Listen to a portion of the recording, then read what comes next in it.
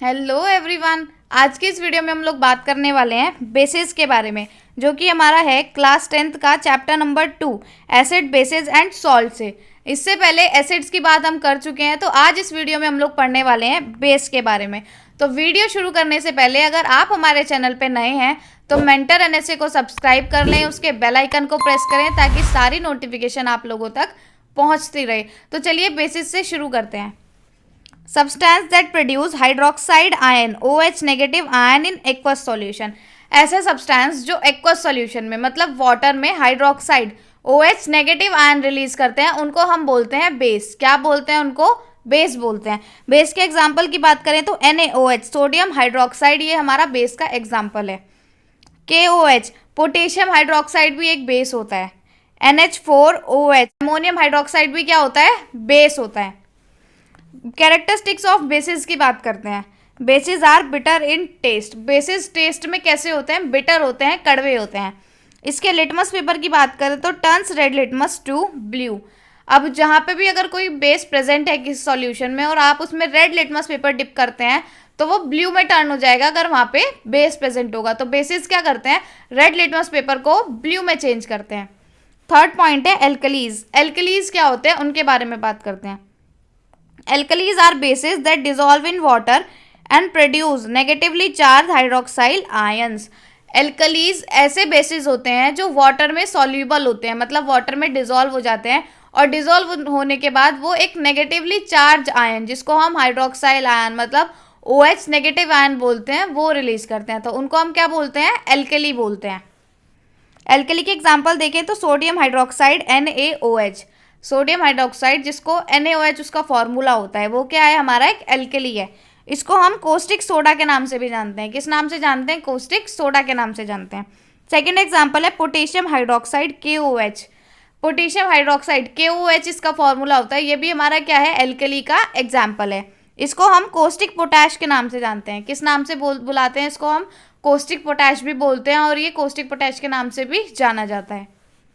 Next point है they also produce carbon dioxide when reacted with carbonates. अब अगर base carbonate मतलब metal carbonate के साथ रिएक्ट करते हैं तो वो क्या रिलीज करते हैं?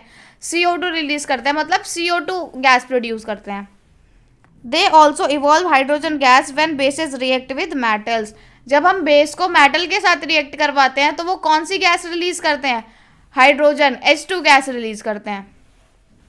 बेसिस के रिएक्शंस के बारे में बात करते हैं। फर्स्ट रिएक्शन है रिएक्शन विद मेटल। जब एक बेस मेटल के साथ रिएक्ट करता है तो क्या क्या फॉर्म होता है? बेस को हम मेटल के साथ रिएक्ट करवा रहे हैं तो सॉल्ट फॉर्म होगा और हाइड्रोजन गैस रिलीज होगी। एग्जाम्पल से समझते हैं। NaOH हमारे पास बेस है जिसको हम मेटल Zn से रिएक्ट करवा रहे हैं तो क्या फॉर्म होगा? Na2ZnO2। इसको हम बोलते हैं सोडियम जिंकेट। ये हमारा सॉल्ट की फॉर्म में फॉर्म हो जाएगा और H2 गैस रिलीज हो जाएगी। क्या हो जाएगी?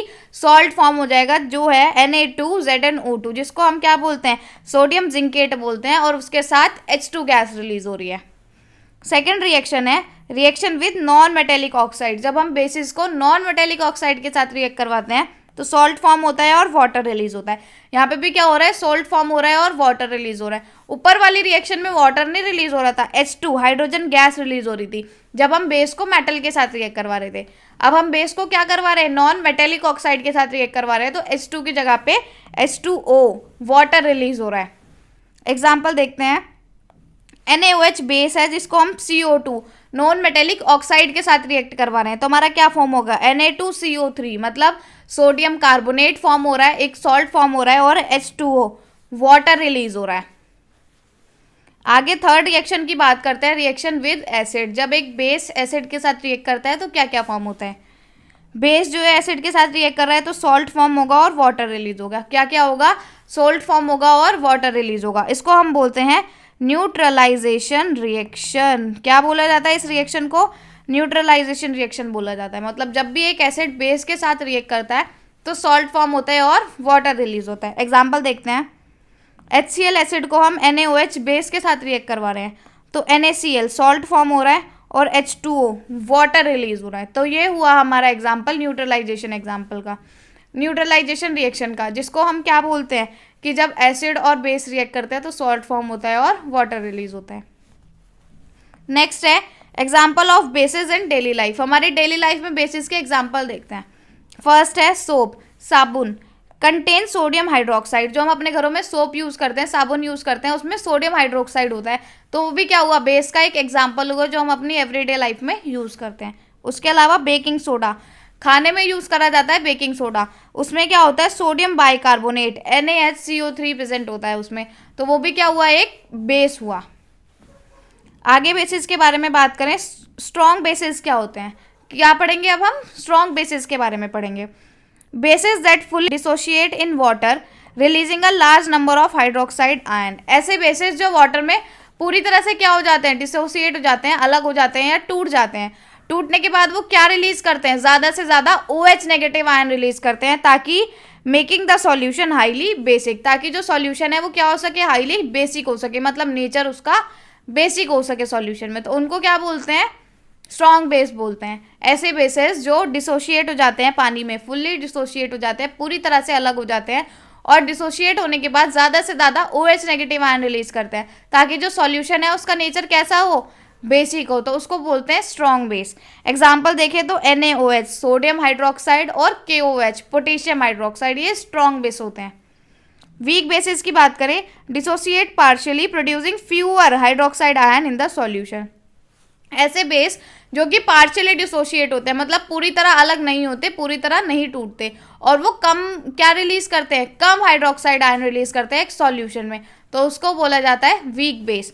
इसके एग्जाम्पल है NH3, क्या है इसका एग्जाम्पल, NH3 जो है वो हमारा एक वीक बेस होता है।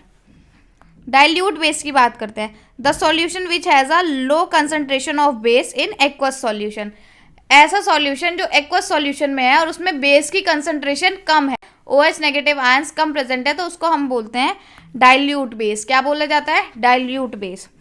कंसंट्रेटेड बेस की बात करते हैं, the solution which has a high concentration of base in an aqueous solution, ऐसा सॉल्यूशन जो एक्वस सॉल्यूशन है, मतलब ऐसा एक्वस सॉल्यूशन जिसमें वाटर सॉल्वेंट है और उसमें बेस की कंसंट्रेशन ज़्यादा है, मतलब OH नेगेटिव आयन ज़्यादा है, तो उसको हम क्या बोलेंगे, कंसंट्रेटेड बेस बोलेंगे। तो ये था हमारा बेसिस के बारे में। बेसिस के बारे में ज़्यादा से ज़्यादा सारा हमने आज इस वीडियो में कवर कर लिया है।